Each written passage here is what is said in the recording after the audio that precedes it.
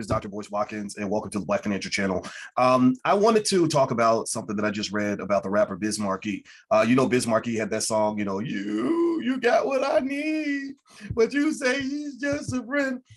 My singing is probably as bad as his, but you guys know about this song because the song was one of the biggest hits of all time. It did really, really well, and this brother made a lot of money from the song, but apparently he didn't make the majority of the money.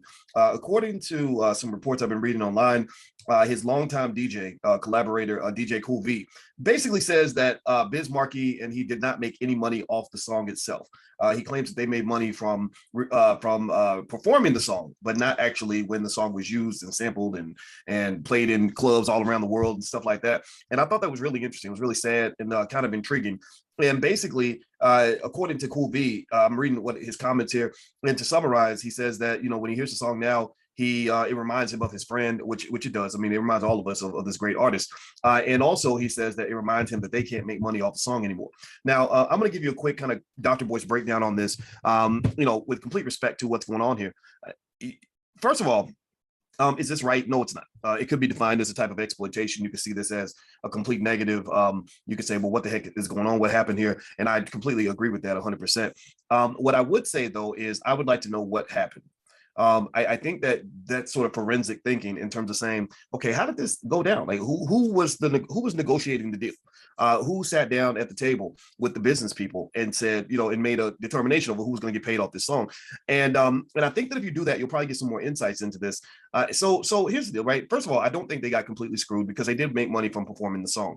The problem, though, is that when you have an asset like that, where you only make the money when you're actually doing the labor, then that can become a loss to you because then your children can't necessarily as easily make money from that asset, right? The asset doesn't live in perpetuity because you can't do concerts when you're dead, right? Unless they bring you back as like the Tupac thing when they brought him back as a not avatar but as a three-dimensional digital whatever the hell that was. And so really when you're talking about your family's assets, you really want to think about things that can make money when you're asleep and things that can make money when you're gone. And also the other piece too is hip hop belonged to Black people. We know this. Black people, we were the originators of it. It started in the South Bronx and all through parts of New York. And the work was extraordinary. And the business people were the ones who saw this and said, okay, we got something here. This thing can make money. And the question I asked people when I interviewed them about what was going on in the 1970s was I said, were you looking for the power or were you looking for a party? Which one were you looking for? And then that's what they said. They said, we were just looking to have fun.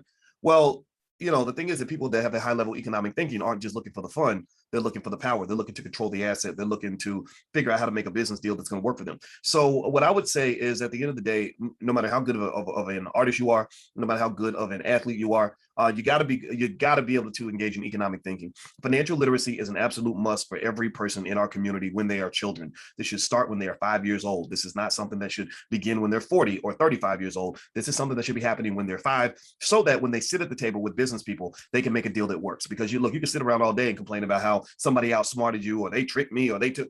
Well, if they made a fair exchange with you, if they told you what was in the contract and they told you what it was, and you were too distracted by the bling and the booty and the cars and the women and the money to actually think about the legacy and the economic infrastructure of what you're signing, then some would say that you might have played yourself, that you might have been victimized, but the predator could have also been yourself, right? So don't play yourself. Get out here and learn the financial literacy. The best artists I know, smartest artists I know, and I'm friends with a lot of smart rappers. They're the ones who understand the business side of what they're doing.